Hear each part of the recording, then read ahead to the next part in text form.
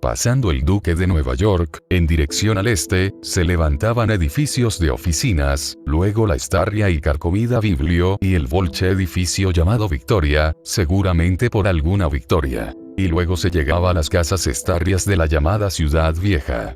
Aquí se levantaban algunos de los antiguos domos realmente joroschos, hermanos míos, habitados por liudos estarrios, viejos coroneles ladradores armados de bastones y viejas tizas enviudadas y damas sordas estarrias aficionadas a los gatos y que, hermanos míos, no habían sentido el toque de ningún cheloveco en todos los días de la purísima chizna. Y en esas casas había, es cierto, vesches estarrias que valían dinero en el mercado turístico. Cuadros y joyas y otras galas estarrias de la misma clase, de la época anterior al plástico. Así que nos acercamos discretamente al domo llamado Manse, y afuera había focos de luz sobre postes de hierro, como guardando los dos costados de la entrada, y también una luz más penumbrosa en uno de los cuartos de abajo, así que buscamos un lugar oscuro en la calle para mirar por la ventana dentro de la casa. Esta ventana tenía barrotes de hierro, como una prisión, pero pudimos videar claramente lo que pasaba adentro. Lo que allí teaba era que esta estarria tiza, de bolosos muy grises y lizo arrugado, estaba echando el viejo moloco de una botella en varios platitos, y poniendo los platitos en el piso, de modo que podía adivinarse que había montones de cotos y cotas meneándose por allí. Y pudimos videar uno o dos, escotinas grandes y gordas, saltando a la mesa con las rotas abiertas haciendo meer. Y también se videaba la vieja babuchka hablándoles, goboreando con lenguaje regañón a los gatitos. En la sala se videaba un montón de antiguas fotos sobre las paredes, y relojes estarrios y muy complicados, y también algunos vasos y adornos que parecían estarrios idólogos. Georgie murmuró. Por esas vesches conseguiríamos dengo de verdad y joroscho. Will el inglés está muy entusiasmado. Pete dijo. ¿Cómo entramos? Ahora era mi turno, y escorro, antes que Georgie nos dijese su idea, la primera vesche, murmuré, es probar lo común, por el frente. Le hablaré con cortesía y le diré que uno de mis drugos ha tenido un raro desmayo en la calle. Georgie puede hacer la demostración, cuando ella abra. Después pedimos agua, que nos deje telefonear al médico. Lo que sigue es fácil. Tal vez no quiera abrir, dijo Georgie. Probemos, no. Le contesté, y Georgie medio encogió los plechos, poniendo rota de sapo. Así que les dije a Pete y al viejo lerdo. Ustedes, drugos, uno a cada lado de la puerta. ¿De acuerdo? Asintieron en la oscuridad. Cierto. Bueno, dije a Georgie, y avancé derecho hacia la puerta de calle. Había un timbre, y apreté el botón, y sonó en el vestíbulo. Parecía que se habían parado a eslusarnos, como si la tiza y los cotos estuviesen con las orejas vueltas hacia el timbre, preguntándose qué pasaba. De modo que apreté el viejo esbonoco un malenquito más urgente. Acerqué la rota al agujero de las cartas y hablé con golosa refinada. Auxilio, señora, por favor. Mi amigo acaba de enfermarse en la calle. Le ruego que me permita telefonear a un médico. Ahí pude videar que se encendía una luz en el vestíbulo, y luego oí las nogas de la vieja babuchka y las chinelas que hacían flip-flap, acercándose a la puerta, y se me ocurrió, no sé por qué, que llevaba un gato grande y gordo debajo de cada brazo. Me habló, y la golosa era extrañamente profunda. Váyanse o disparo. Georgie la oyó y casi larga una risita. Repliqué, con acento de dolor y apremio en mi golosa de caballero. Oh, se lo ruego, señora. Mi amigo está muy mal. Váyanse, repitió. Conozco esas sucias trampas, me hacen abrir la puerta y después me obligan a comprar cosas que no necesito. Les digo que se vayan. Verdaderamente, qué hermosa inocencia, váyanse, repitió, o les echo los gatos encima. Estaba un malenquito besuña, era evidente, de pasarse toda la chizna odinoca. Entonces levanté los ojos y pude videar que encima de la puerta había una ventana de guillotina, y que sería mucho más escorro trepar a fuerza de plechos y entrar de ese modo. De lo contrario, esa discusión podía durar toda la larga naito. Así que dije. Muy bien, señora. Si no quiere ayudarme, llevaré a otro lado a mi doliente amigo. e hice un guiño a mis drugos para que se estuviesen calladitos, mientras yo seguía hablando. Está bien, viejo amigo, seguro que encontraremos en otro sitio alguna buena samantina. Quizá no sea justo censurar a esta anciana señora que se muestra tan suspicaz, con tantos granujas y vagabundos que andan por la noche. No, realmente no podemos criticarla. Esperamos nuevamente en las sombras, y yo murmuré. Bueno, volvamos a la puerta. Me alzo sobre los plechos del lerdo. Abro la ventana y entro.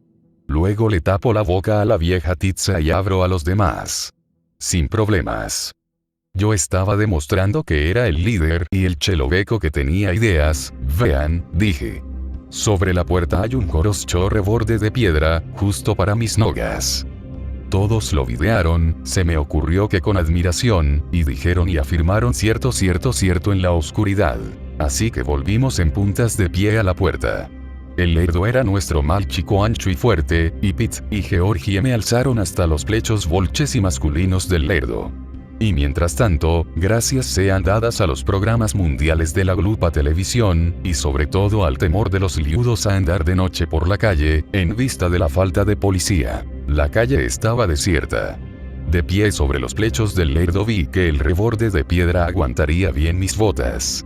Primero apoyé las rodillas, hermanos, y un segundo después me encontraba de pie en el reborde. Como había supuesto, la ventana estaba cerrada, pero le di un golpe con el puño de hueso de la bridva y rompí limpiamente el vidrio. Mientras tanto, abajo, mis drugos respiraban afanosos. Metí la ruca por el agujero y subí despacio y en silencio la mitad inferior de la ventana. Y así fue, como meterse en la bañera. Y abajo estaban mis ovejas, las rotas abiertas mirándome, oh hermanos. Todo estaba oscuro, y por aquí y por allá camas y armarios, y bolches y pesadas banquetas y pilas de cajas y libros. Pero yo caminé virilmente hacia la puerta del cuarto, porque de allí venía un rayo de luz. La puerta hizo ruido, y me encontré en un corredor polvoriento, con otras puertas. ¡Qué despilfarro, hermanos! Me refiero a tantos cuartos y una sola filosa estaria y sus regalones, pero tal vez los cotos y las cotas tenían dormitorios separados, y vivían tomando crema y comiendo cabezas de pescado como reinas y príncipes reales. Desde abajo venía la golosa apagada de la vieja tiza que decía: sí, eso es, pero seguramente goboraba a las bestias maullantes y meneantes, que hacían miaa pidiendo más moloco. Entonces vi la escalera que bajaba al vestíbulo y pensé que les mostraría a mis inútiles y veleidosos drugos que yo valía tanto como los tres y más. Lo haría todo Odinoco. Si era necesario aplicaría la ultraviolencia a la tiza estaria y a sus regalones, luego tomaría rucadas de lo que me pareciera realmente polesño, e iría bailando hasta la puerta de calle y abriría para mostrar el oro y la plata a mis drugos, que esperaban afuera. Así aprenderían quién era el jefe. Empecé a bajar la escalera, lento y silencioso, admirando en el descenso gracias imágenes de otros tiempos, de bochcas con pelo largo y cuello alto, cosas del campo con árboles y caballos, el santo beco barbado todo nago colgando de la cruz. Había un bono realmente mozo a gatitos, y a pescado y a polvo estarrió en este domo, diferente de lo que se olía en los edificios de viviendas. Y cuando llegué a la planta baja, pude videar el cuarto iluminado del frente, donde ella había estado sirviendo moloco a los cotos y las cotas. Más, pude ver las grandes escotinas bien rellenas, que iban y venían ondulando la cola y como frotando el piso con la barriga. Sobre un arcón de madera, en el vestíbulo oscuro, había una bonita y malenca estatua que brillaba a la luz de modo que decidí crastarla para mí. Era una debochka delgada y joven, de pie sobre una noga con las rucas extendidas. Enseguida vi que era de plata. De modo que la tenía en la mano cuando me metí en el cuarto iluminado, diciendo: ja. Al fin nos encontramos. Nuestra breve goborada por el agujero de las cartas no fue, digamos, satisfactoria, ¿sí? Reconozcamos que no, o ciertamente no lo fue, hedionda y estarria vieja filosa. Tuve que frotarme los ojos cuando vi el cuarto y a la vieja tiza.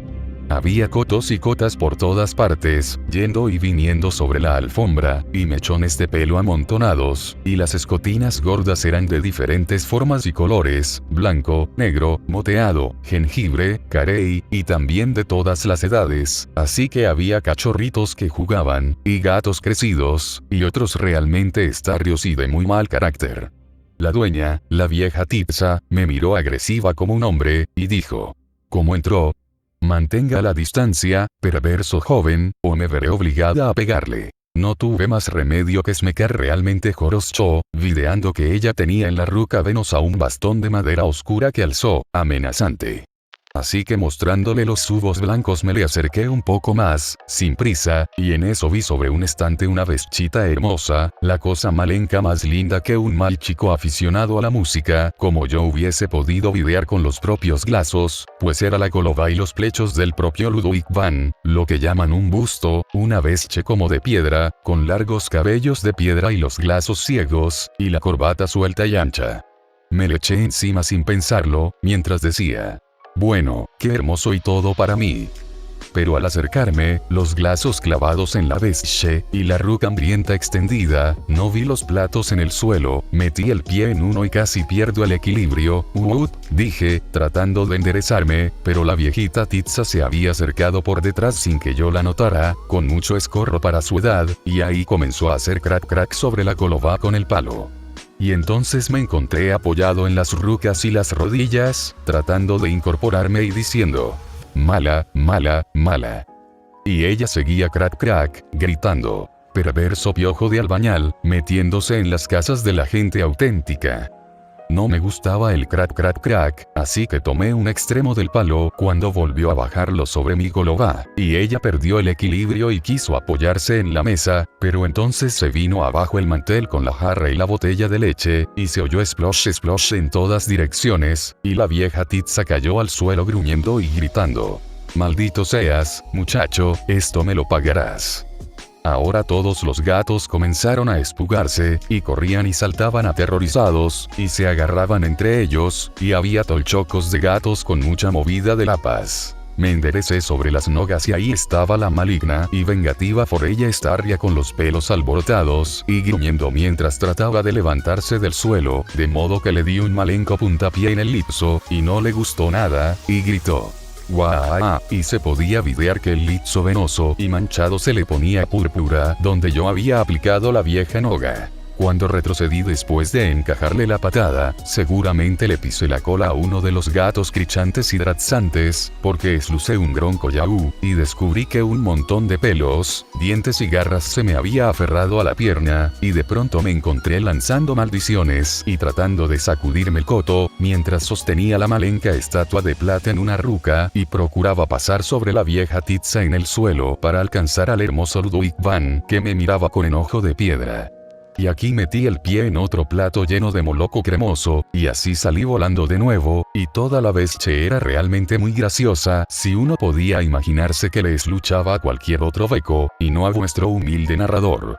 Y entonces la Starria Titsa del suelo extendió la ruca pasando por encima de todos los gatos drazantes y maullantes, y me agarró la noga, sin dejar de gritar: ¡guau! Y como yo casi había perdido el equilibrio, ahora me fui de veras al suelo, en medio del moloco derramado y los cotos escraicantes, y la vieja Forella empezó a darme puñetazos en el lipso, los dos estábamos en el suelo, al mismo tiempo que crichaba: denle látigo, péguenle, arránquenle las uñas, es una chinche venenosa, y solo hablaba a sus gatitos. Y entonces, como obedeciendo a la vieja Titsa Starria, un par de cotos se me arrojó encima y comenzaron a arañarme como besuños. Así que, hermanos, yo mismo me puse verdaderamente besuño, y repartí algunos tolchocos, pero la babuchka dijo: escuerzo, no toques a mis gatitos, y me arañó la cara. De modo que yo criché: Zumca vieja y hedionda, y alcé la malenca estatua de plata y le di un buen tolchoco en la golova, y así la callé realmente Joroscho. Ahora, mientras me incorporaba entre todos los cotos y las cotas cracantes, eslucé nada menos que el chum de la vieja sirena policial a la distancia, y comprendí escorro que la vieja forella de los gatos había estado hablando por teléfono con los milizos, cuando yo creí que coboraba con sus bestias maulladoras, pues se le habían despertado escorro las sospechas, cuando yo toqué el viejo esbonoco pretendiendo que necesitaba ayuda. Así que ahora, al esluzar el temido chum del coche de los milizos, corrí hacia la puerta del frente y me costó un raboto del infierno quitar todos los cerrojos y cadenas y cerraduras y otras vestes protectoras. Al fin conseguí abrir, y quién estaba en el umbral sino el viejo lerdo, y ahí mismo alcancé a videar la huida de los otros dos de mis llamados drugos. «Largo de aquí», criché al lerdo. «Llegan los milizos». El lerdo dijo: «Tú te quedas a recibirlos jujujuju», y entonces vi que había desenroscado el Uzi, y ahora lo levantaba y lo hacía silbar juiz, y me daba un golpe rápido y artístico en los párpados, pues alcancé a cerrarlos a tiempo. Y cuando yo estaba aullando y tratando de videar y aguantar el terrible dolor, el lerdo dijo: «No me gustó que hicieras lo que hiciste, viejo drugo. No fue justo que me trataras de ese modo, brato». Y luego le eslucé las botas volches y pesadas que se alejaban, mientras hacía jujujuju en la oscuridad, y apenas 7 segundos después eslucé el coche de los milizos que venía con un roñoso y largo aullido de la sirena, que iba apagándose, como un animal besuño que jadea. Yo también estaba aullando y manoteando, y en eso me di con la golova contra la pared del vestíbulo, pues tenía los glazos completamente cerrados y el jugo me brotaba a chorros, y dolor. Así andaba a tientas por el vestíbulo cuando llegaron los milizos. Por supuesto, no podía videarlos, pero sí podía esluzarlos y olía condenadamente bien el bono de los bastardos, y pronto pude sentirlos cuando se pusieron bruscos y practicaron la vieja escena de retorcer el brazo, sacándome a la calle. También eslucé la colosa de un milizo que decía desde el cuarto de los cotos y las cotas: «Recibió un feo golpe, pero todavía respira, y por todas partes maullidos y bufidos». Un verdadero placer, oí decir a otro milizo, mientras me tolchocaban y metían escorro en el auto. «El pequeño Alex, todo para nosotros». «Estoy ciego», criché. «Bogo los maldiga y los aplaste, graciños bastardos». «¡Qué lenguaje!», dijo la colosa de otro que se estaba riendo, y ahí mismo recibí en plena rota un tolchoco con el revés de una mano, que tenía anillo. Exclamé: «Bogo los aplaste, brachnos bonosos, malolientes». «¿Dónde están los demás? ¿Dónde están mis drugos hediondos y traidores?» Uno de mis malditos y graseños bratos me dio con la cadena en los glazos. «Agárrenlos antes que escapen». Ellos quisieron hacerlo, hermanos. Casi me obligaron. Soy inocente. Que luego termine con ellos. Aquí todos estaban esmecándose con ganas, y la mayor perfidia, y así, tolchocándome, me empujaron al interior del auto, pero yo continué hablando de esos supuestos drugos míos, y entonces comprendí que era inútil, porque todos estarían ya de vuelta en la comodidad del Duque de Nueva York, metiendo café y menjunjes y whiskies dobles en los gorlos sumisos de las hediondas tizas estarrias, mientras ellas decían: «Gracias, muchachos, Dios los bendiga, chicos. Aquí estuvieron todo el tiempo, muchachos.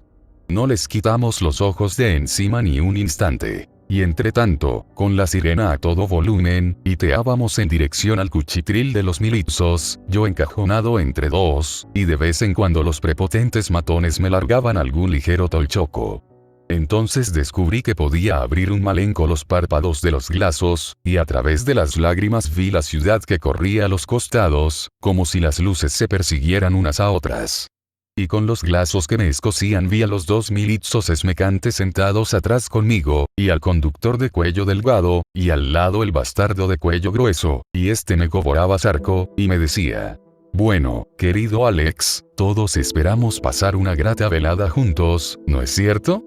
¿Cómo sabes mi nombre, bonoso matón hediondo? Que fuego te hunda en el infierno, graseño brachno, sucia basura». Al oír esto todos esmecaron, y uno de los milizos malolientes que estaban atrás me retorció el uco. El beco de cuello gordo que iba adelante dijo entonces: «Todos conocen al pequeño Alex y a sus drugos. Nuestro Alex ya es un chico bastante famoso. Son los otros», criché. Georgie, el Edu y Pete. Esos hijos de puta no son mis amigos. Bien, dijo el beco de cuello gordo, tienes toda la noche para contamos la historia completa de las notables hazañas de esos jóvenes caballeros, y cómo llevaron por mal camino al pobrecito e inocente Alex. En eso se oyó el chum chum de otra sirena policial que se cruzó con la nuestra, pero avanzando en dirección contraria. ¿Va a buscar a los bastardos?, pregunté. Ustedes, hijos de puta, van a detenerlos. Eso, dijo el beco del cuello ancho, es una ambulancia. Seguramente para tu anciana víctima, repugnante y perverso granuja. Ellos tienen la culpa, criché, pestañeando, pues los glazos me ardían. Los bastardos estarán piteando en el Duque de Nueva York. Agárrenlos, malolientes milizos. Y ahí nomás recibí otro malenco tolchocollo y risas, oh hermanos míos, y la pobre rota me dolía más que antes. Y así llegamos al hediondo cuchitril de los milizos, y a patadas y empujones me ayudaron a salir del auto, y me tolchocaron escaleras arriba, y comprendí que estos pestíferos graseños brachnos no me tratarían bien, bogo los maldiga. Me arrastraron a una cantora muy iluminada y encalada, y había un bono fuerte, mezcla de enfermería y lavatorios, cerveza rancia y desinfectante, y todo venía de las piezas enrejadas que estaban cerca.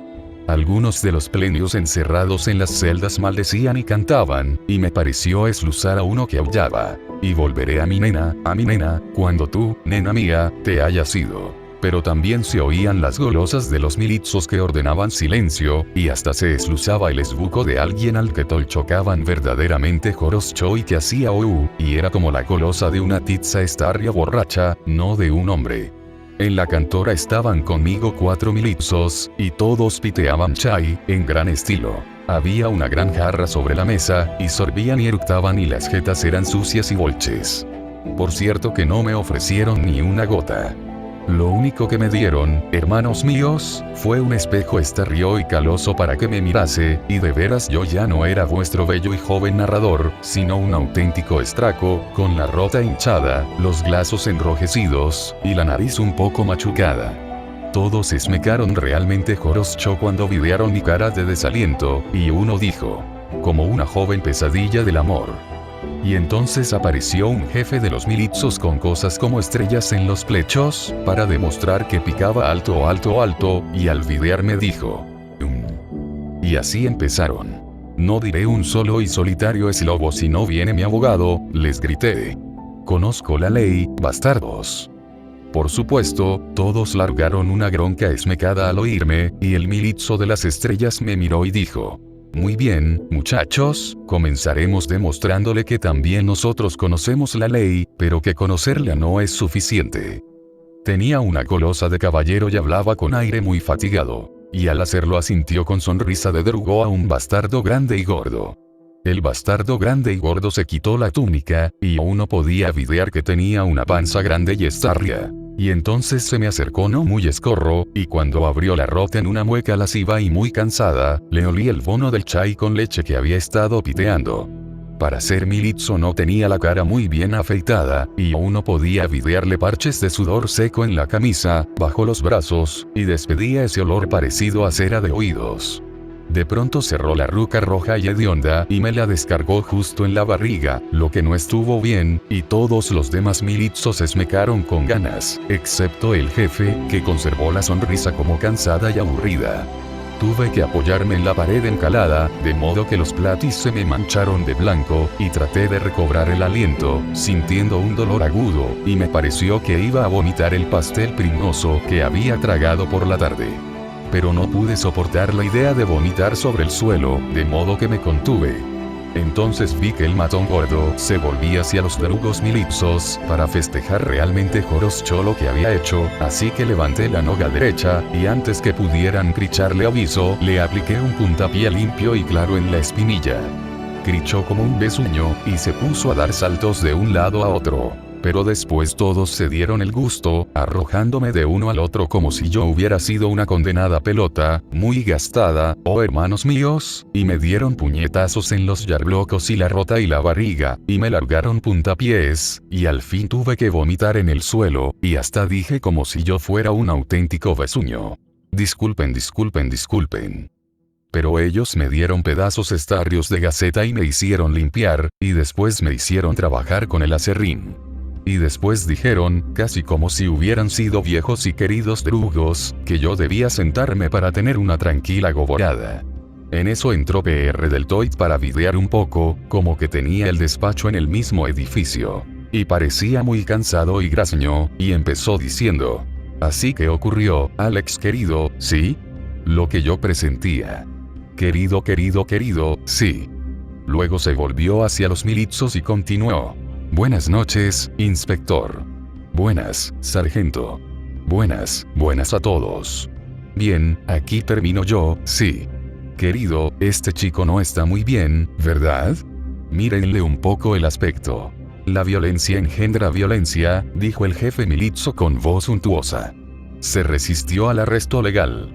Aquí termino yo, sí, repitió PR Deltoid. Me observó con glazos muy fríos, como si ahora yo fuese una cosa y ya no un chevoleco muy cansado, ensangrentado y apaleado. Tendré que presentarme en la corte, mañana, supongo. No fui yo, hermano, señor, dije, un malenquito lloroso. Defiéndame, señor, tan malo no soy. Señor, los otros me traicionaron y me llevaron por mal camino. Canta como un jilguero, dijo burlón el jefe de los milizos. Hablaré ante el tribunal, dijo fríamente PR Deltoid. Allí estaré mañana, no te preocupes. Si quiere darle un buen golpe en la trompa, señor, dijo el jefe de los milizos, no se preocupe por nosotros. Lo tendremos sujeto. Seguro que fue una tremenda decepción para usted. Entonces PR Deltoid hizo algo que yo jamás hubiese creído, un hombre que tenía como función convertirnos a los malúolos en chelovecos realmente joroschos, y sobre todo con los milizos alrededor. Se acercó un poco y escupió. Me escupió en el lizo, y después se limpió la rota húmeda y escupidora con el dorso de la ruca. Y yo me limpié el lizo escupido con el tastuco ensangrentado, y le dije: gracias, señor, muchas gracias, señor, eso fue muy amable de su parte, señor, muchísimas gracias. Y ahí PR Deltoid salió sin decir un eslobo más. Entonces los milizos se dedicaron a preparar una larga declaración que yo tendría que firmar. Y yo pensé, infierno y basura, si ustedes bastardos están del lado del bien, me alegro de pertenecer al otro club. Muy bien, les dije, brachnos graznios, sodos bonosos. Escriban, no pienso arrastrarme más sobre el bruco, merscas basuras. ¿Por dónde quieren empezar, animales galosos? Desde mi último correccional. Coroscho, pues ahí lo tienen. Y empecé a hablar, y el milizo taquígrafo, un cheloveco tranquilo y tímido, que no era un verdadero milizo, comenzó a llenar página tras página tras página. Les confesé la ultraviolencia, el crasteo, los draxas, el 1212, todo lo que había hecho hasta la vesche de esa noche con el robo a la tizza estarria y bugata de los cotos y las cotas maullantes. Y procuré que mis llamados drugos estuviesen bien metidos en el asunto, hasta el eschilla. Cuando terminé, el milizo taquígrafo parecía un poco enfermo, pobre infeliz. El jefe milizo le dijo con una golosa casi amable: bien, hijo, vete a tomar una buena taza de chai, y luego escribes toda esa mugre, con un broche de ropa en la nariz, en 3 copias. Después se las traes al hermoso y joven amigo, para que las firme. Y tú, me dijo, puedes pasar a tu suite matrimonial, con agua corriente y todas las comodidades. Bueno, dijo con golosa cansada a 2 de los matones, llévenselo. En fin, a patadas, golpes y empujones me llevaron a las celdas, y allí me pusieron junto a 10 o 12 pleños, muchos de ellos borrachos. Entre ellos había becos uchasños, como animales, uno con toda la nariz comida y la rota abierta como un gran agujero negro. Uno que estaba apoyado contra la puerta, roncando ruidosamente, mientras de la rota le salía sin parar una especie de hilo baboso, y uno que tenía los pantalones todos sucios de cala. Había 2 que me parecieron maricas, y enseguida se interesaron en mí, y uno me saltó encima, y tuvimos una dracha muy desagradable, y el bono que despedía, como de gas y perfume barato, me enfermó otra vez, solo que ahora tenía la barriga vacía, oh hermanos míos. Entonces el otro marica quiso echarme los brazos, y hubo una ruidosa pelea entre los dos, porque ambos me buscaban el ploto. El chum llamó la atención de un par de milizos que vinieron y golpearon a los dos con las cachiporras, y así se callaron y se quedaron con los ojos perdidos, y el viejo crobo goteaba pim pim pim por el lizo de uno de ellos. En la celda había camastros, pero estaban todos ocupados. Trepé al más alto de una hilera que tenía 4, y allí encontré un beco estarrío y borracho que roncaba, probablemente tirado allá arriba por los milizos. Bueno, lo bajé otra vez, no era muy pesado, y cayó sobre un chelobeco gordo y borracho tirado en el suelo, y los dos despertaron y empezaron una escena patética de crichadas y puñetazos. Hermanos míos, me tendí sobre la cama bonosa, y me hundí en un sueño muy fatigado, agotado y doloroso. Pero no fue un verdadero sueño, era como meterse en otro mundo mejor. Y en ese mundo mejor, oh hermanos míos, yo estaba en un campo de flores y árboles, y se veía un macho cabrío con lizo de hombre y tocaba una especie de flauta. Y entonces pareció que salía el sol, el propio Ludwig van, con el lizo rugiente, la corbata suelta y el boloso desordenado y áspero, y entonces oí la novena, último movimiento, con los eslobos un poco cambiados, como si ellos mismos supieran que debían ser distintos, ya que se trataba de un sueño. Muchacho, rugiente tiburón del paraíso, azote del Elíseo, corazones de fuego, transportados, extáticos. Te tolchocaremos en la rota y patearemos el culo graseño y bonoso. Pero la melodía estaba bien, como lo supe cuando me despertaron 2 o 10 minutos, o 20 horas o días o años después, pues me habían quitado el reloj. Ahí estaba un milizo, como a kilómetros y kilómetros más abajo, y me pinchaba con un garrote que tenía un clavo en el extremo, al tiempo que decía: despierta, hijo. Despierta, hermosura. Arriba que te espera un lindo problema. ¿Por qué? ¿Dónde? ¿Qué pasa? Atiné a decir. Y la música de la oda a la alegría, en la novena, se oía a lo lejos y adentro, y era hermosa, verdaderamente Joroscho. El milizo dijo: ven abajo y descúbrelo tú mismo. Te esperan unas hermosas novedades, hijo mío. Bajé como pude, muy rígido y dolorido, y en realidad no despierto del todo, y el milizo, que olía de veras a queso y cebollas, me empujó fuera de la sucia celda de los ronquidos, y caminamos por varios corredores, y ni un momento la vieja melodía, alegría, fuego glorioso del cielo, dejó de resonar en mi interior. Así llegamos a una especie de cantora muy ordenada con máquinas de escribir y flores en las mesas, y en la que parecía más grande estaba el jefe de los milizos, con expresión muy seria, un glaso muy frío clavado en mi lizo adormilado. Bien, bien, bien, dije. ¿Qué tal, brato? ¿Qué pasa en esta hermosa mitad de la naito? El beco replicó: te doy exactamente 10 segundos para que se te vaya de la cara esa sonrisa estúpida. Y luego me escucharás. Bien, ¿qué pasa? Pregunté, esmecando. ¿No están satisfechos después que casi me mataron a golpes? Me escupieron, me obligaron a confesar delitos durante horas y horas, y me encerraron con unos pervertidos besuños y bonosos en esa graseña celda. Vamos, Brachno, tiene una nueva tortura para mí. Será tu propia tortura, dijo con aire serio. Quiera Dios que te torture hasta volverte loco. Y ahí comprendí, antes que me lo dijeran. La vieja tiza de los cotos y las cotas había pasado a mejor vida en uno de los hospitales de la ciudad. Parece que se me había ido un poco la mano. Bien, bien, eso era todo. Pensé en los cotos y las cotas que pedían moloco, y ya nadie les hacía caso, ya no por lo menos la forella Estarria. Eso era todo. La había hecho buena. Y yo apenas tenía 15 años. ¿Y ahora qué pasa, Hermanos míos y mis únicos amigos, aquí empieza la parte realmente dolorosa y casi trágica de la historia, en la estaja, la prisión del Estado, número 84F. Ustedes no tendrán muchas ganas de desluzar toda la cala y el horrible rascazo de mi pe, que alzaba las rucas gastadas y crovosas contra el injusto bogo que está en el cielo, y como mie me retorcía la rota haciendo mostrando el dolor de una madre ante la pérdida del hijo único, fruto de sus entrañas, de modo que todos estaban deprimidos realmente Joroscho.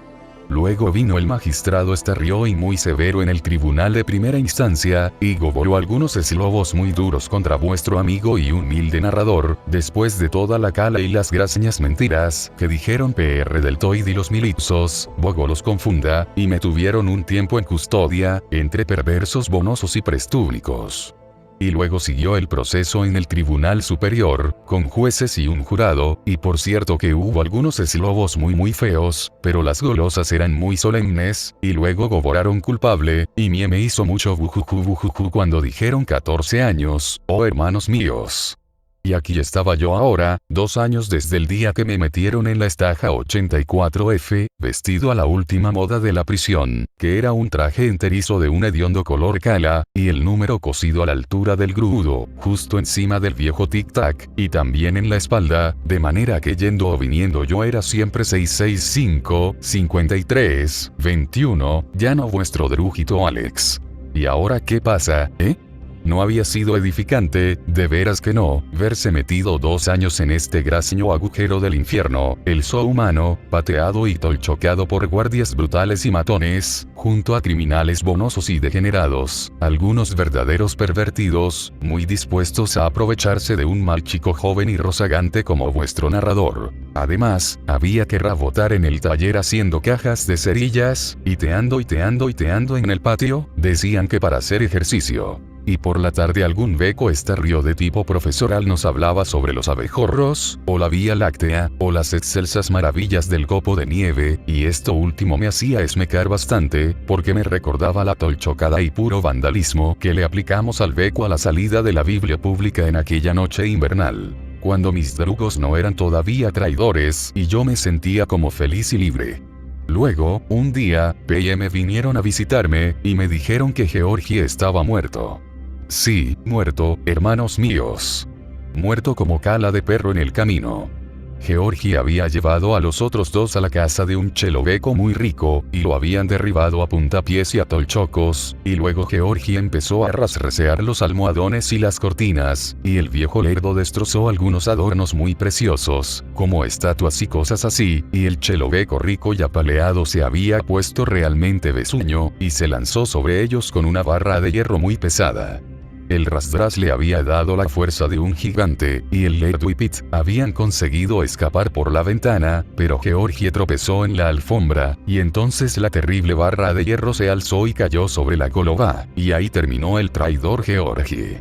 El Starrió asesino quedó libre por defensa propia, lo que era realmente justo y adecuado. Muerto Georgie, aunque había pasado más de 1 año desde el día que me atraparon los milipsos, todo parecía justo y adecuado, y como obra del destino. ¿Y ahora qué pasa, Yo estaba en la capilla, pues era domingo por la mañana, y el chaplino de la prisión estaba goborando la palabra del Señor.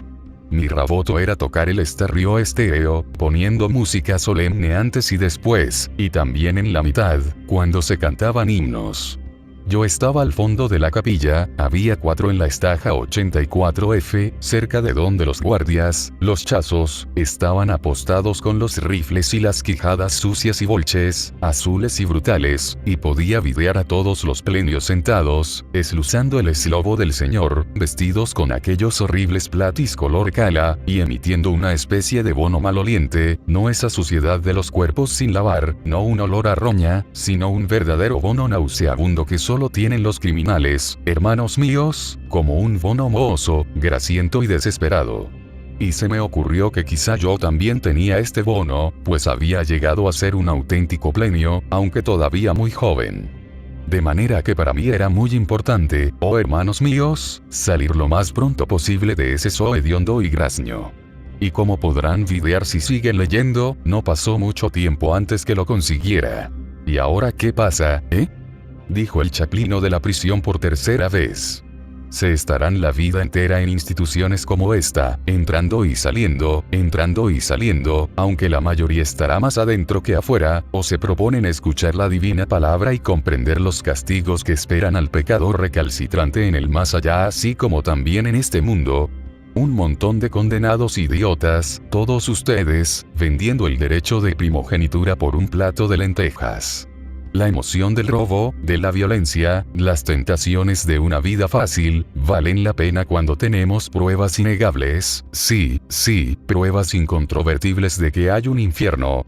Lo sé, amigos míos, he tenido visiones de un lugar más sombrío que cualquier prisión, más ardiente que todas las llamas del fuego humano, donde las almas de los pecadores y de los criminales recalcitrantes como ustedes, y no se burlen, malditos sean, no se rían, criminales como ustedes aúllan en una agonía infinita e insoportable, la nariz sofocada por el olor de la podredumbre, la boca tosigada por la basura ardiente, la piel que se les cae a tiras y se les pudre, y una bola de fuego que arde quemándoles las entrañas desgarradas.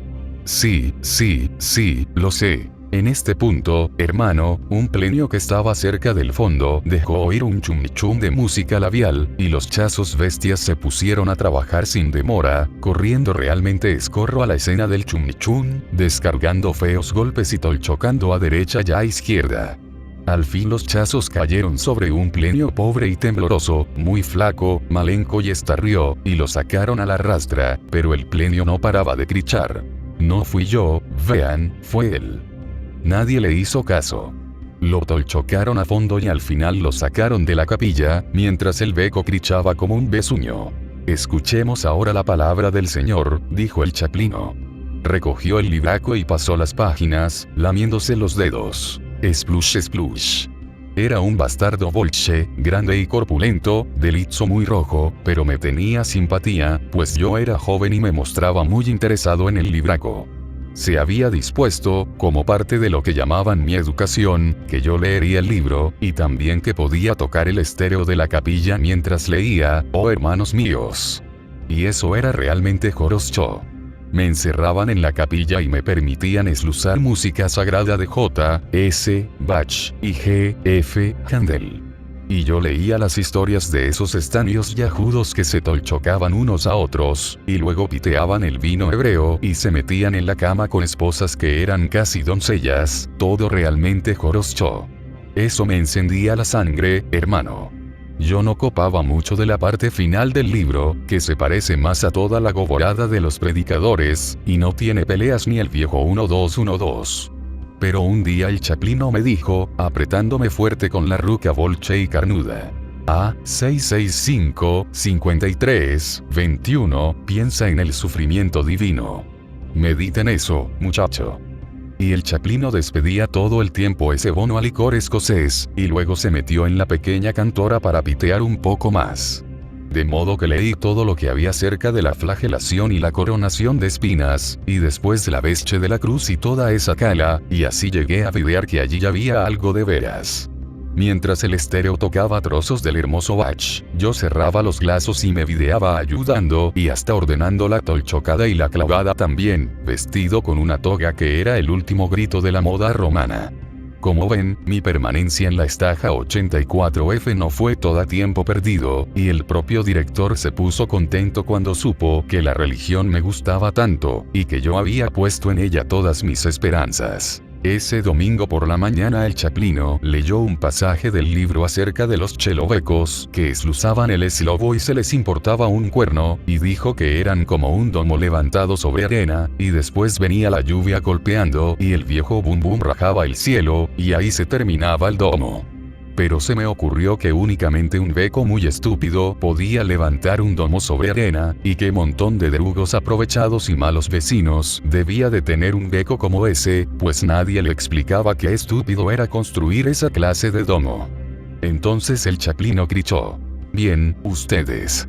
Terminaremos con el himno número 435, del himnario de los prisioneros. Se oyó pum y plop y hush hush hush mientras los plenios recogían, soltaban y volvían las páginas de los roñosos y malencos himnarios, y los guardias prepotentes crichaban: dejen de hablar, bastardos. Te estoy mirando, 92-05-37. Por supuesto, yo ya tenía preparado el disco en el estéreo, y la sencilla música de órgano se inició con un grow wow wow. Y los plenios empezaron a cantar, y las voces eran de veras horribles. Somos un té flojo, recién hervido, si nos revuelven nos coloreamos. No conocemos el alimento de los ángeles y largo es este momento de prueba. Todos aullaron y gimieron esos eslobos estúpidos mientras el chaplino los fustigaba gritando: «Más fuerte, malditos, levanten la voz», y los guardias gritaban: «Espera que ya te echaré las manos encima, 774-92-22, y, ya verás luego, roña». Al fin todo terminó y el chaplino dijo: «Que la Sagrada Trinidad os guarde por siempre, y os haga buenos, amén», y un hermoso trozo de la segunda sinfonía de Adrián Schweitzer, elegido por vuestro humilde narrador, oh hermanos, sonó en los parlantes. «¡Qué manada!», pensé de pie al lado del estéreo de la capilla, videándolos salir con mucho arrastre de pies, haciendo muy como animales, y apuntándome con los graseños dedos, pues se decía que yo gozaba de cierto favoritismo. Cuando se fue el último, las rucas colgándole como un mono, y el guardia que había quedado en la capilla lo siguió asestándole un tolchoco bastante fuerte en la coloba, y una vez que apagué el estéreo, el chaplino se me acercó fumando un cancrillo, todavía con los platis estarrios de ceremonia, todo puntilla y blanco como una debochka. «Gracias como siempre, pequeño 665-53-21, me dijo. «¿Y qué noticias tienes hoy para mí?». Como yo bien sabía, este chaplino quería llegar a ser un cheloveco muy grande y santo en el mundo de la religión carcelera, y deseaba obtener un testimonio realmente joroscho del director, y por eso de tanto en tanto se le acercaba y le cobraba discretamente acerca de los sombríos complots que se cocinaban entre los pleños, y gran parte de toda esa cala la recibía de mí. Mucho era puro invento, pero había cosas ciertas, como por ejemplo la vez que llegó a nuestra celda por las cañerías, que el gran Harriman pensaba escaparse. Quería tolchocar al guardia a la hora de comer, y después se escaparía con los platis del otro. La idea era tirar al diablo la horrible pizca que nos daban en el comedor. Y yo sabía el plan, y lo pasé. Luego, el chaplino lo transmitió, y fue elogiado por el director, quien dijo que tenía mucho espíritu público y un oído agudo. Esta vez le dije, y no era cierto. «Bueno, señor, por los caños llegó la noticia de que entró irregularmente una partida de cocaína, y de que el centro de distribución se instalará en una celda del bloque 5. Imaginé todo mientras caminábamos, como había hecho otras veces, pero el chaplino de la prisión se mostró muy agradecido y dijo: «Bien, bien, bien. Se lo comunicaré a él mismo», así se refería siempre al director. Luego dije: «Señor, he hecho todo lo posible, ¿verdad?». Cuando yo cobraba con los becos de autoridad mi golosa era siempre muy cortés y de caballero, me he esforzado, ¿verdad? «Creo», dijo el chaplino, «que en general te has portado bien, 665-53-21. Colaboraste, y creo que has mostrado verdaderos deseos de reformarte. Si sigues así, conseguirás fácilmente que te reduzcan la pena». «Pero, señor», lo interrumpí, «¿qué puede decirme de eso que se comenta ahora? ¿Qué hay de ese nuevo tratamiento que permite salir enseguida y garantiza que uno nunca vuelve?» «Oh», dijo el chaplino, de pronto muy cauteloso. «¿Dónde oíste eso? ¿Quién te contó?» «Esas cosas se comentan, señor», dije. «A veces hablan dos guardias, y uno no puede dejar de oír lo que dicen. O uno recoge un pedazo de diario en los talleres, y hay un artículo que lo explica todo. ¿Qué le parece si me propone para ese asunto, señor, si me permite la audacia de insinuárselo?» Se podía videar que el chaplino pensaba en el asunto mientras fumaba el cancrillo, preguntándose qué podría decirme, y lo que yo sabría de esa bestia. Al fin habló, pero sin dejar de mostrarse cauteloso. «Supongo que te refieres a la técnica de Ludovico». «Ignoro cómo la llaman, señor», dije.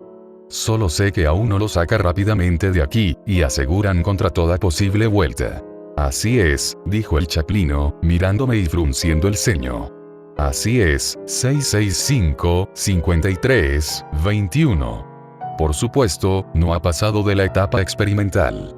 Es algo muy sencillo, pero muy drástico. ¿Pero no la están usando aquí, señor?», pregunté. «Esos nuevos edificios blancos en la pared sur. Vimos cómo los construían mientras hacíamos gimnasia. Todavía no se la ha aplicado», dijo el chaplino, «por lo menos en esta prisión, 665-53-21. Él mismo tiene graves dudas acerca del asunto, y he de confesar que yo las comparto. El problema es saber si esta técnica puede hacer realmente bueno a un hombre. La bondad viene de adentro. 665-53-21. La bondad es algo que uno elige. Cuando un hombre no puede elegir, deja de ser hombre. Hubiera seguido dándome más montones de la misma cala, pero alcanzamos a esluzar el grupo siguiente de plenios, que bajaba clank los escalones de hierro en busca de un pedazo de religión. El chaplino dijo: hablaremos de este asunto. Ahora, mejor sigue con tu trabajo. Así que me acerqué al estéreo y puse el coral preludio a Check Out de J.S. Bach, y aquellos criminales y pervertidos, graznios, bonosos y bastardos, entraron atropellándose como un montón de monos domados, y los chazos atrás, como perros que ladraban y atropellaban. Y poco después el chaplino de la prisión les decía: ¿y ahora qué pasa, eh? Y así la escena comenzó a repetirse. Esa mañana tuvimos 4 lónticos de religión carcelera, pero el chaplino no me dijo una palabra más acerca de la técnica de Ludovico, fuera lo que fuese, oh mis hermanos. Cuando terminé mi raboto con el estéreo, se limitó a goborarme unos pocos eslobos de agradecimiento, y luego me privaron de regreso a la celda del bloque 6, que era mi muy roñoso y estrecho hogar. El chazo en realidad no era un beco muy malo, y cuando abrió la puerta no me tolchocó ni pateó, y se limitó a decirme: aquí estamos, hijito, de regreso en el viejo agujero. Y así volví con mis nuevos drugos, todos muy criminales pero, bogosea loado, ninguno inclinado a las perversiones del cuerpo. Ahí estaba Sofra en su camastro, un beco muy delgado y parduzco, que hablaba y hablaba y hablaba con una golosa áspera, de modo que nadie se molestaba en esluzarlo. Lo que ahora estaba diciendo al aire era: y entonces uno no podía conseguir un poggy, quién sabe qué era eso, hermanos, aunque estuviese dispuesto a pagar 10 millones de archibaldos, y entonces ¿qué hago? Me voy a lo del turco y le digo que esa mañana conseguí este esprugo, ¿saben? ¿Y qué puede hacer él? En realidad, lo que hablaba era el lenguaje de los viejos criminales. También estaba allí la pared, que tenía un solo glazo, y se arrancaba pedazos de las uñas de los pies en honor del domingo. Y el gordo judío, un beco muy grasiento y ancho que parecía como muerto, tirado en el camastro. Además, era la celda de Jojon y el doctor. Jojon era menudo, ágil y seco, y se había especializado en ataques sexuales, y el doctor afirmaba que podía curar la sífilis y la gonorrea, pero solo inyectaba agua, y así había matado a 2 debochkas. Bueno, ¿acaso no había prometido quitarles esa pesada carga? Realmente, eran una pandilla graznia y terrible, y no me gustaba convivir con ellos, oh hermanos míos, tanto como ahora no les agrada a ustedes, pero no sería por mucho tiempo. Bueno, quiero que sepan que cuando construyeron la celda la hicieron para 3 personas, y ahora éramos 6, apretados como sardinas. Y así eran las celdas de todas las prisiones en esa época, mis hermanos, una vergüenza de cala, pues no había lugar para que un cheloveco estirase las piernas. Y no me creerán si les digo que ese domingo brosaron a otro plenio. Sí, ya habíamos recibido la horrible pizcha de budín de carne y guiso bonoso, y estábamos fumando tranquilamente un cancrillo en nuestros camastros, cuando nos echaron encima a este beco. Era un beco estarrió y lengua larga, y comenzó a crichar antes que hubiésemos tenido tiempo de videar la situación.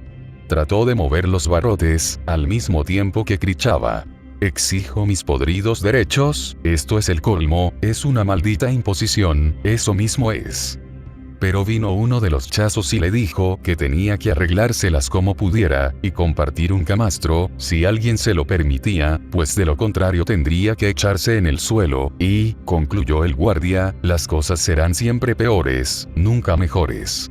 ¿Qué nuevo mundo están preparándose ustedes? Bueno, la entrada de este nuevo cheloveco fue realmente el comienzo de mi salida de la vieja estaja, porque era un plenio tan podrido y camorrista, con una mente muy sucia y torcidas intenciones, que ese mismo día achinaron los problemas. También era muy prepotente, y comenzó a mirarnos a todos con un lizo burlón, y a hablarnos con golosa alta y orgullosa. Aclaró que era el único prestúnico joroscho de todo el zoológico, y afirmó que había hecho esto y aquello, y liquidado a 10.000 itzos con un golpe de la ruca, y toda esa cala. Pero nadie se dejó impresionar mucho, oh hermanos míos. De modo que se las tomó conmigo, porque yo era el más joven, y quiso demostrarme que por esa razón tenía que ser yo y no él quien se asnutara en el suelo. Pero todos los demás me defendieron, y cricharon: déjalo en paz, Graseño Brachno, y entonces el Cheloveco empezó a quejarse de que nadie lo quería. Pero esa misma naito descubrí que este horrible plenio estaba acostado conmigo en el camastro, el más bajo de una fila de 3, y también muy estrecho, y estaba goborándome sucios eslobos de amor y acariciándome esto y aquello. De modo que me puse realmente besuño y le tiré un golpe, aunque no pude videar tan joroscho, pues apenas había una lucecita roja en el pasillo. Pero sabía que era él, el bastardo bonoso, y cuando la dracha se armó realmente, y se encendieron las luces, pude videar el horrible lizo y el crovo que le salía de la rota donde yo le había clavado la ruca. Por supuesto, lo que entonces esluchó fue que mis compañeros de celda se despertaron y se unieron a la pelea, tolchocando un poco a ciegas en la semioscuridad, y el chumnichum pareció despertar a todo el pabellón, de modo que se podían esluzar los gritos y los golpes de los recipientes de hojalata contra la pared, como si todos los plenios de todas las celdas hubieran creído que se iniciaba una gran fuga, oh hermanos míos. Se encendieron las luces y vinieron los chazos vestidos con camisa, pantalones y gorros, sacudiendo los bastones. Pudimos videarnos los lizos enrojecidos, y los puños que se alzaban, y todos crichaban y maldecían. Entonces formulé mi queja, y todos los chazos dijeron que de cualquier modo vuestro humilde narrador era el que había empezado, pues no tenía ni un arañazo, salvo el crovo colorado de ese horrible plenio. Le caía de la rota, donde yo le había clavado la ruca. Me puse realmente besuño. Dije que no dormiría allí otra naito si las autoridades de la cárcel estaban dispuestas a permitir que esos prestúnicos horribles, bonosos y pervertidos se me echaran encima cuando yo no podía defenderme. Espera hasta la mañana, me dijeron. Su Alteza quiere un cuarto privado con baño y televisión. Bien, ya lo arreglaremos por la mañana. Pero ahora, pequeño Drugó, hunde la golova ensangrentada en la poduchka de paja, y que nadie nos venga con problemas. ¿De acuerdo? Y los chazos se marcharon después de formular severas advertencias a todos, y poco después se apagaron las luces, y yo dije que me quedaría sentado el resto de la naito, pero primero le hablé a ese horrible prestúnico. Anda, ocupa mi camastro si quieres. Ya no me interesa. Pusiste ahí el ploto horrible y bonoso y ahora todo huele a cala. Pero entonces intervinieron los otros. El judío gordo dijo, todavía sudando por la vidva en la oscuridad: no tienes que hacer eso, hermano. No le aflojes a este maricón. Y el nuevo le contestó: cierra la trampa, Yid, queriendo decirle que se callara, pero era una cosa muy insultante. El judío gordo ya iba a largarle un tolchoco, y el doctor dijo: vamos, caballeros, no queremos problemas, ¿verdad? Y hablaba con la colosa refinada, pero este nuevo prestúnico realmente se la estaba buscando. Se videaba que se creía un bolcheveco muy importante, y que no le correspondía, por dignidad y posición, compartir una celda con otros 6 y tener que dormir en el suelo. Miró al doctor burlonamente. Oh, así que no quieres más problemas, ¿no es así, archibolas? Entonces habló Jojon, magro, enjuto y nudoso. Si no podemos dormir, seamos educados al menos. Nuestro nuevo amigo necesita una lección. Aunque se especializaba en ataques sexuales, Jojon sabía goborar bien, en un tono discreto y preciso. El plenio nuevo le contestó: Kakoku, terrorcito de mi alma. Y ahí empezó todo, pero con cierta extraña discreción, porque nadie elevaba mucho la colosa. Al principio el nuevo plenio crichó un poco, pero la pared le daba puñetazos en la rota mientras el judío gordo lo sostenía contra los barrotes, para que pudieran videarlo a la malenca luz roja que venía del pasillo, y él decía oh oh oh. No tenía mucha fuerza, y los tolchocos que devolvía eran muy débiles, y supongo que eso le venía de hacer mucho chum con la colosa y de darse aires. De todos modos, al ver el viejo crovo colorado que le brotaba la luz roja, sentí que la vieja alegría se me movía subiendo por las quischas, y dije: déjenmelo, salgan, déjenmelo ahora, hermanos. Y el judío gordo contestó: sí, muchacho, es lo justo. Dale, Alex. Y todos miraron mientras yo castigaba al prestúnico en la semioscuridad. Lo llené de golpes, bailando alrededor a pesar de que yo tenía los botines desatados, y después le hice una zancadilla y cayó pum pum al suelo. Entonces le tiré una patada realmente joroscho a la golova, y el plenio dijo oh, y largó un ronquido como un beco que duerme, y el doctor intervino. Muy bien, creo que esa lección bastará, dijo, y entornó los ojos para videar al beco golpeado que estaba en el suelo. Tal vez ahora está soñando que en el futuro lo mejor será comportarse bien. Todos volvimos a nuestros camastros, pues nos sentíamos muy cansados. Lo que soñé, oh hermanos míos, era que yo estaba en una orquesta muy grande, con centenares de músicos, y el director era una mezcla de Ludwig van y G.F. Handel, y parecía muy sordo y ciego y cansado del mundo. Yo estaba con los instrumentos de viento, pero lo que tocaba era como un fagot blanco y rosado, hecho de carne y que me salía del ploto, justo en medio de la barriga, y cuando soplaba tenía que esmecar jajaja muy alto, porque me hacía como cosquillas, y entonces Ludwig van G.F. se irritaba y se ponía besuño. Acercaba la rota a mi lizo y me crichaba fuerte en el uco, y yo me despertaba sudando. Por supuesto, el chum chum muy alto resultó ser el timbre de la prisión. Era una mañana de invierno, y yo tenía los glazos primbosos de sueño, y cuando los abrí me dolieron mucho por la luz eléctrica que habían encendido en todo el zoo. Bajé los ojos y vi al nuevo prestúnico sobre el suelo, ensangrentado y sucio, y todavía fuera de combate. Recordé la noche anterior, y la idea me hizo esmecar un poco. Pero cuando bajé del camastro y lo moví con mi noga desnuda, tuve una sensación de fría rigidez, de modo que me acerqué a la litera del doctor y lo sacudí. Siempre le costaba mucho despertarse por la mañana. Pero esta vez salió del camastro bastante escorro, y lo mismo hicieron los otros, excepto la pared, que dormía como un muerto. Muy lamentable, dijo el doctor, seguramente fue un ataque al corazón. Luego continuó, recorriéndonos con los ojos. Realmente, no debieron pegarle así. La verdad, no fue una idea muy buena. Pero Jojon dijo: vamos, Doc, tú también le diste unos buenos puñetazos. Entonces el judío gordo se volvió hacia mí. Alex, fuiste demasiado impetuoso. Ese puntapié final fue una cosa muy fea. Al oír esto sentí que el rasdras me nublaba los glazos, y dije: ¿quién empezó todo, eh?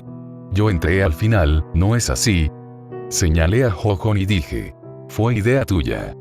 La pared lanzó un ronquido, y yo añadí: despierten a ese brach novonoso. Él le trabajó la rota mientras el judío gordo lo sostenía contra los barrotes. Nadie niega haberle dado algunos golpecitos suaves, comentó el doctor, para enseñarle una lección, por así decirlo, pero es evidente que tú, querido muchacho, con el vigor y aún diría la irresponsabilidad de la juventud, le diste el coup de grâce. ¡Qué lástima! Traidores, grité. Traidores y mentirosos, pues yo videaba que era todo como 2 años antes, cuando mis supuestos drugos me habían abandonado a las rucas brutales de los milizos. En este mundo no se podía confiar en nadie, hermanos míos, eso estaba muy claro. Y entonces Jojon fue a despertar a la pared, que se mostró muy dispuesto a jurar que vuestro humilde narrador era el auténtico culpable de los tolchocos sucios y toda esa brutalidad. Cuando vinieron los chazos, y después el jefe de los chazos y al fin el propio director, todos mis drugos de la celda hacían chum contando cómo yo había ubivado a ese pervertido cuyo ploto crofoso estaba arrumbado en el piso como un saco de cartófilos. Fue un día muy extraño, hermanos míos.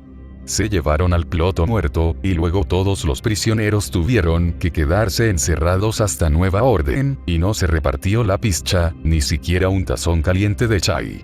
Cada uno sentado en su camastro, y los chazos que se paseaban por los corredores, y de tanto en tanto crichaban: cállense. O, a cerrar esa trampa. Si esluzaban siquiera un murmullo de cualquiera de las celdas. Luego, a eso de las 11 hubo un movimiento general y cierta excitación, y como un bono de miedo que venía de fuera de las celdas, y entonces aparecieron el director y el jefe de los chazos, y varios chelovecos muy bolches, de aspecto importante, y todos caminaban muy escorro y goboraban como besuños. Pareció que iban derecho hacia el extremo del bloque, y después se los esluzó regresar, pero ahora iban más despacio, y se esluzaba al director, un beco gordo y sudoroso, de cabellos rubios, que decía eslobos como: pero, señor, y, bien, ¿qué puede hacerse, señor? Etcétera. Entonces el montón de becos se detuvo frente a nuestra celda, y el jefe de los chazos abrió la puerta. Enseguida se videaba quién era el beco realmente importante, un tipo muy alto, de glazos azules, con platis de veras joroschos, el traje más hermoso, hermanos míos, que yo haya visto nunca, absolutamente el último grito. Apenas echó una mirada a los pobres pleños, mientras decía con una golosa muy agradable y educada: el gobierno no puede continuar aplicando teorías penales pasadas de moda. Amontonamos a los criminales en una cárcel, y vea lo que ocurre. Solo se consigue criminalidad concentrada, delitos en el mismo lugar del castigo. Pronto necesitaremos todo el espacio disponible en las cárceles, para los criminales políticos. Yo no ponimaba nada de todo esto, hermanos, pero en fin de cuentas el beco no goboraba conmigo. Luego agregó: el problema de los delincuentes comunes como esta turba repugnante, hermanos, hablaba de mí, y también de los otros, que eran verdaderos prestúbnicos, y además traicioneros, puede resolverse mejor sobre una base puramente curativa. Hay que destruir el reflejo criminal. El plan puede aplicarse en un año. Ya ven que para esta gente el castigo no significa nada. Más aún, parece que les agrada, y se matan unos a otros. Aquí fijó en mí los severos glazos azules. Así que me animé a hablar. Con todo respeto, señor, me opongo firmemente a lo que acaba de decir. Señor, no soy un delincuente común, ni soy repugnante. Los otros pueden ser repugnantes, pero no yo. El jefe de los chazos se puso púrpura, gritando: cierra esa maldita trampa. ¿No sabes a quién le hablas? Está bien, dijo el beco importante. Luego se volvió al director y continuó: empezaremos con este joven. Es audaz y perverso. Lo pondremos mañana en manos de Brodsky, y ustedes podrán observar también. El sistema funciona, no se preocupen. Lo cambiaremos tanto a este joven y maligno granuja que no podrán reconocerlo. Y esos eslobos tan duros, hermanos, fueron el comienzo de mi libertad.